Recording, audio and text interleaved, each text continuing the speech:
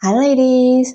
So today I'd like to share some of the safety measures that I often used when I went to the dating world, especially when using dating apps. Because I feel that this is very important for women to actually be conscious about. Because, they often say on the internet that, oh, not all men are dangerous and all, but it often takes just one man to actually be dangerous, to endanger our lives. And there are many things that we can actually share and talk about. But I'm just going to share a few things that I can remember and that I find it's most important. And you can apply it to your dating life when you are out there in the dating world.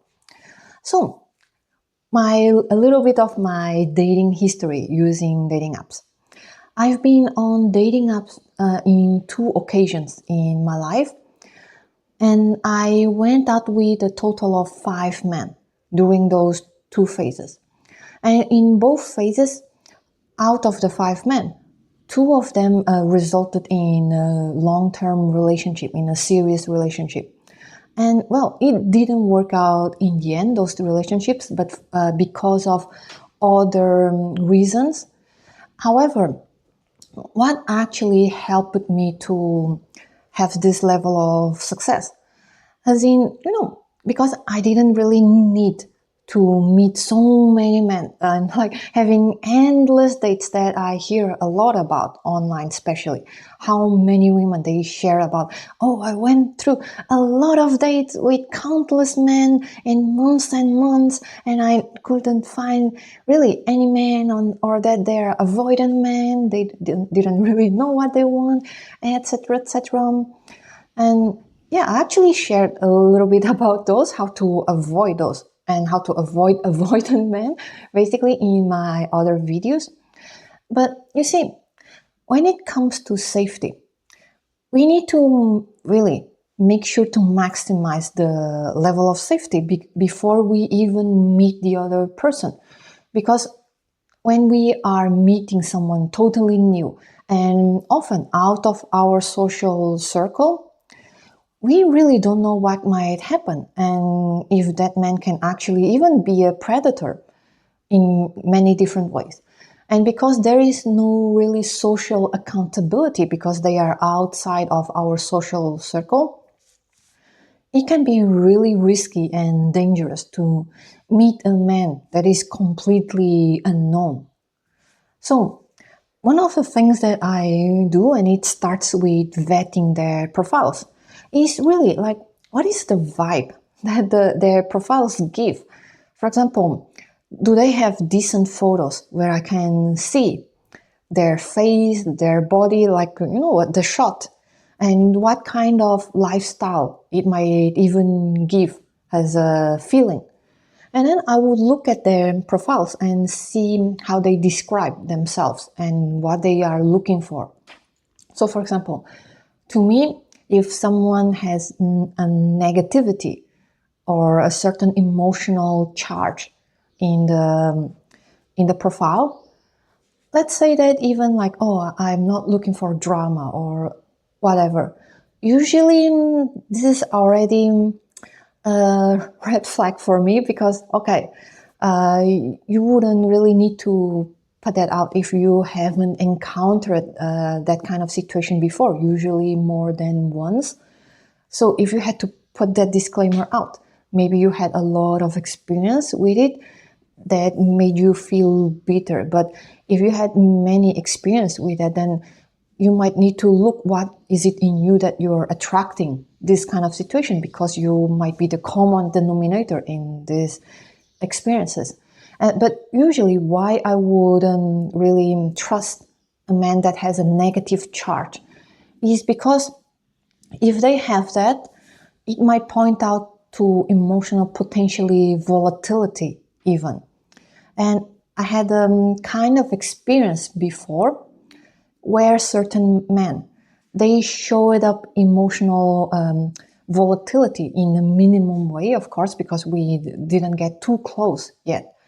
But for example, There were times that I was chatting with a man and they proposed something either right away or after a few chats. But when I wasn't really ready to meet him in person yet, or maybe something was inconvenient for me to meet at that time, and I would say, oh, maybe we can meet another day or something like that, or maybe I would want to get to know us better before meeting out.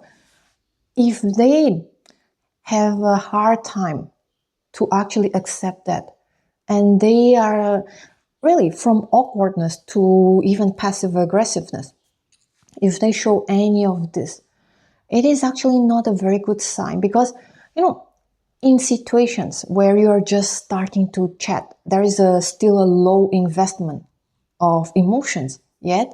And if they are already showing a little bit of difficulty in handling situations gracefully, then it means that they might have a hard time to process their own emotions or even feel a level of entitlement. And this can actually be risky when you get into a relationship with them. And so this is one of the first things that I would really pay attention to. And then secondly, as I would chat with the man, I would see what is the feeling that he's giving me off. Like, is he chatting, like even when he feels like he's chatting in a way that, let's say, grammatically or the way he writes is not very normal, as in, like those chat that doesn't really show much seriousness, or you don't need to have be too formal, but if you feel that, oh, this chat feels really weird, as if I'm chatting with a teenager or worse, then it might be that they are not really very serious, or it's hard for me to pinpoint actually why, but to me, it just doesn't feel like I can trust the other person's seriousness or intentionality. So I would actually avoid this as well. And well, one thing that is really important above anything is that in any moment of your interaction with this man, if you feel that something is off or something is wrong, trust it. Trust your intuition. Like, there are plenty fishes on the sea, really. Like, and what is meant for you will not miss you, really. But if you feel that something is really off and you cannot pinpoint it, and maybe you might even think, oh, maybe it's not that bad, he didn't show any bad behavior or apparent red flag. But if you feel that something is really off, trust it. Because we women, we need to trust more in our feminine intuition. And I kind of made that mistake again. Not again, in some point in the past, made the mistakes again and again in a few times. And I can tell you, there was a time I lowered my standards, and I actually ended up meeting a pickup artist, like a real specimen of pickup artist. And yeah, because actually I was at the beginning of, doing that dating app at that time.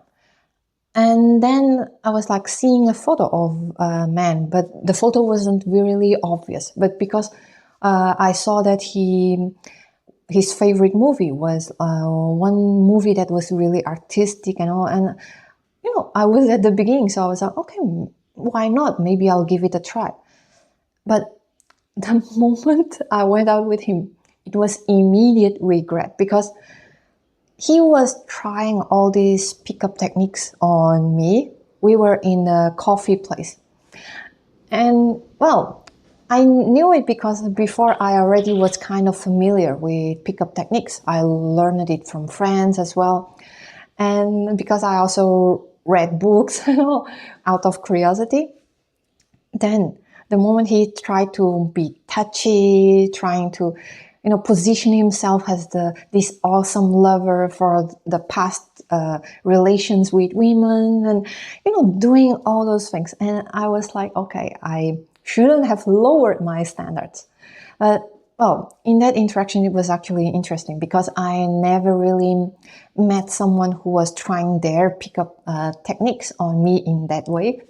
And I was, staying for a little bit to see what he was doing. But, the moment he started to use a technique on me, that was like, how do I say it? It's nagging, but not exactly nagging. So nagging is a backhanded comment, basically. For example, they might say something that sounds like a compliment, but actually makes you question yourself. Like makes you question, oh, for example, your nails are actually quite unique. And they say it in a way that makes you wonder, oh, maybe my nails are actually weird. Like, did he actually like it or not? And those kind of things are actually the psychology behind it is to target your self-worth and self-confidence so that you begin to people please and fawn to them, like try to please them, earn their validation subconsciously. Then they will flip this dynamic and you are the ones chasing them. And the moment he tried to comment on something, I was like, okay, that's it. I'm out of there. And I told him, like, hey, I need to go home now. Because even before he was nagging me, I was already saying that I wanted to go home earlier because I had this project, I don't know, painting, whatever, because I wasn't really going to stay for many hours. Like, I think I stayed for an hour or two.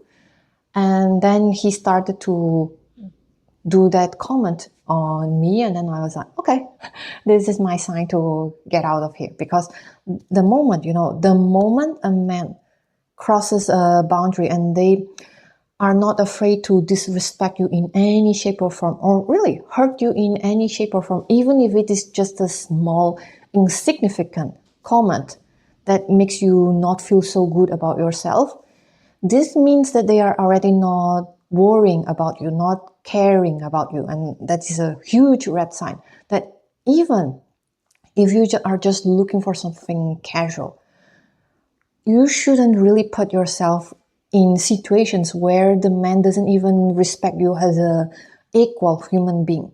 So when people really, if you ever encounter someone that might use pickup techniques on you, I can also share in this video, because this video is about safety for women, is that pickup artists, one of the things they do is these backhanded comments that makes you not feel so good. So you need to be very in tune. Like the moment they do or say something that doesn't make you feel safe or good, really give validity to it. Don't gaslight yourself, because many women, they do and then they regret it later. Like even if you don't take immediate action of leaving, etc., give yourself some time. You can even excuse yourself, oh, I need to go to the bathroom, be right back. And, act completely normal so that he doesn't feel anything, And you can go to the bathroom and give yourself a few minutes to tune into how you really feel about these other men, like what they just said or did. And really give validity to yourself. And you feel that, okay, I might not want to continue the night or the date or whatever. Just excuse yourself saying that, oh, by the way, I'm not feeling very well, or I don't know, my period came and I need to go home, which can actually be a quite helpful thing. Because, imagine that you are in the presence of a predator, and some pickup artists, they can be really good. So if you're not really familiar with all these tactics and techniques, you might actually be caught on it without you even understanding. And if you tell them your period came and you might not feel well, maybe they are not as inclined to insist on, getting you to somewhere else, getting you to stay, etc., etc. So, another technique that they use is that they might get touchy eventually, sooner or later. And why is it? That now this is what I also observed, is that women, two things might happen at least. When women are feeling this touchiness from another man, they usually allow it, either because they are feeling this level of closeness, and then touching actually triggers the production of more oxytocin. So they are actually preparing you to bond with them more and drop your defenses. Or sometimes a woman's brain. And this is so important, ladies.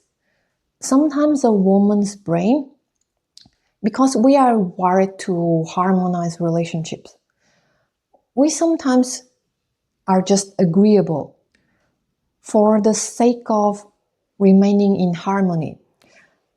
And also, this is actually very subconscious, is that we women, when we are perceived in uncomfortable situations, sometimes we also fawn towards the other person, which means that we try to be more pleasing, friendly, agreeable with the other person, because we don't want to trigger the other person and create a potentially even more unsafe situation. So this is also how many men, especially if they are pickup artists, test women, is that they start to touch her more and more gradually to see how far they can actually go with a woman's boundaries. So when there is a woman that is not really capable enough to, in that moment, bring in their voice, their inner voice, and actually put boundaries in a situation, they might use that situation and then try to gradually break your barriers of access. So they might try to touch you more and more, and then maybe guide you towards somewhere else that they can, go even further. So this is very important. The moment you feel unsafe, even if, in the first times you might not be able to react. And it's okay, like it's our brain, how we are wired to do. Like sometimes if things happen to me, I would not know how to react right away and to say no right away. It's sometimes a skill that you learn by experience, unfortunately. But give yourself a moment and really validate. When you feel uncomfortable, it is time to stop. And if you don't feel safe enough to say no to a man in a certain situation, tell him that you need to go to the bathroom and really say that, oh, I'm sorry, my period came and I'm feeling really bad right now. I have a bad case of PMS. Can you, I don't know, not can you, but let's meet another time. I am going to catch an Uber to either a clinic or home, etc., and insist that you want to go by yourself. Or maybe even like if you don't feel really safe, when you go to the bathroom, call a friend. And if you have a male friend that you can trust, even better. But if not, even if you have to call a female friend, call a female friend and then explain them the situation in the bathroom, so that you don't like really trigger the other person, especially if they might be a predator. And then when the friend comes, you go meet the friend and then explain to the man the situation. Like I'm not really feeling well. I had to call my friend. I have this bad case of PMS, and tell them, but don't explain much. And then say, hey, sorry, I really need to go, and I'll see you next time. We will get in touch. Yeah, and then of course you don't get in touch and block them. And sometimes, we women, we tend to over-explain of like, oh, etc., etc. But you know what I did with that pickup artist is that after I got into the bus to go home, and he was really insisting on me staying, but of course he was insisting. And then I went to the bus, and then after that, I sent him a message like, hey, I feel that what we want for now might not be aligned, and I wish you all the best and all. And whatever he said, I didn't respond anymore. And that's it. And which brings me to another very important aspect, is that for your first dates, which means not just the first one, but like the few ones,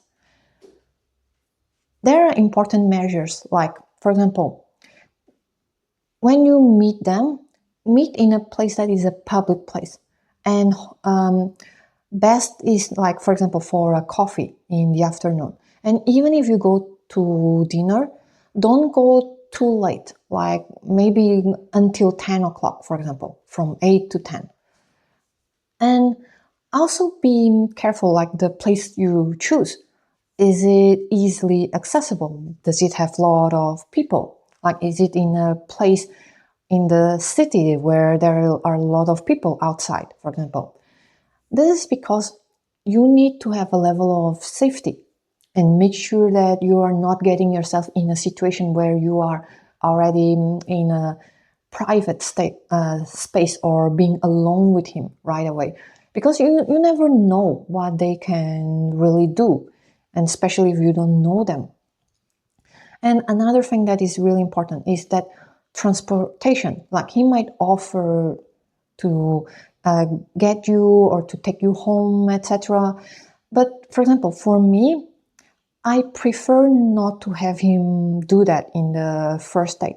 For example, one of my past boyfriends that I met in the dating app, he was really a gentleman and he was like a man of integrity and all. And he offered to get me and then leave me home in the first date. But I didn't feel like this safety yet with him because I didn't know him well yet. So I didn't really let him do that, and I told him, "Oh, we can meet at the place and all." And then, yeah, when I went home by myself because I think I explained it to him like, "Oh, since we don't know each other well, I would prefer to go home by myself at first." And men who are mature and intentional with serious relationships, they would really understand where you are coming from. And well, if they really don't, then it might be an issue, because men usually they understand at some level, like women need safety and women are more careful with the situations that they get themselves in. So yeah, these are the few things that you need to really pay attention to. And let me see if there are more things that I forgot to cover. Yeah, but I think that these are the main things that I would first pay attention to. And also, I would, in the first dates, really avoid going to his place or my place.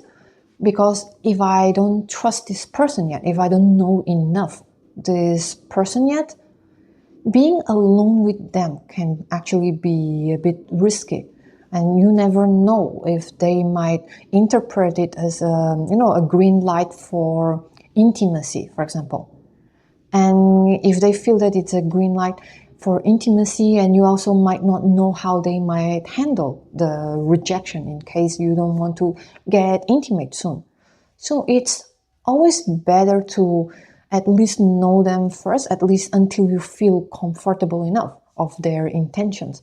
Like, what are really their intentions? What are they looking for in relationships? And also very important, like, even if a man has serious intentions, how do they really feel about you? Because some men, they might still get involved with a woman that they are not really yet interested in serious relationship, but then they might lose interest after a few weeks. So it's better if you could know someone well enough first and know if they are truly interested in you first, and that they know enough about you so that their interest is not just the projection, for example, of what they want from you, but rather because they knew enough about you so that their interest is really a genuine interest in you. So, my name is Monica and I am the teacher of Blooming Feminine Academy. And also, if you want to learn more about dating and how to navigate in today's dating, so you don't have so many endless dates leading nowhere, and how to avoid those avoidant men, you can check out my mini course, The Unforgettable Woman, The Art of Magnetic Dating, where I actually share a lot about how to vet a man, how to position yourself out there in a way that the consistent men and men who are really intentional resonates with you. And really, my vetting process can be a little bit ruthless, but if you're really intentional with your dating life and you really want to have this genuine connection and with the level of seriousness and intentionality that matches what you want, you really have to be ruthless. And you don't really need so many matches with so many men. You just need to have one right match, right? And for example, when I was in dating apps, the 2 times I was in dating apps, the first time, the man that I met, I only met with one man and we became boyfriend, girlfriends. We even talked about marriage at some point. And we were like really falling in love with each other. However, well, that relationship didn't work because we had lots of baggages from our past relationships, and we didn't really know how to deal with it. But the thing was that we both had integrity, have intention, and we both really are serious about the relationships. But we just couldn't really at that time learn how to work with our traumas together, and we were triggering each other. So it was quite an intense relationship experience. But nonetheless, like the one that I matched was the only one that I matched, and he was a serious man with true intentions. And then in the second time, I went out with a total of 4 men. Well, one of them didn't even count because it was that pickup artist. But the 3 other men, one of them became my boyfriend, and he was really serious about having a real serious relationship. And then the other 2 men, they were also serious, as in like they wanted something intentional and real. But then we didn't have that, how do I say? We were still having dates, but the progression was a bit slow. And I felt that the other man that I've ended up with was really more intentional, even more, and I found it juicy. Yeah, so yeah, check out the dating course if you want to learn more about how to navigate through dating, and also, for example, how to prepare your dates. Like, before dating, it's very important that you have the right energy bringing into the dates. And I also talk about how you can bring in this juicy energy, because many women nowadays, they are in this masculine, hardened energy. And while this is great actually for fulfilling our dreams, our careers, etc., if we don't know how to tap into our feminine energy before the date, we turn dates into interview processes, and we actually are going to attract our reciprocal. So if we bring in the masculine energy, we are attracting feminine women, which is okay if that's how you feel. But if you really want to feel in your feminine energy, attract masculine, intentional men, then you need to learn how to tap into your feminine energy. And I teach about very simple things that you can actually easily do that. And and then how to navigate through the date itself. And all those juicy stuff. So if you want to learn more, check that mini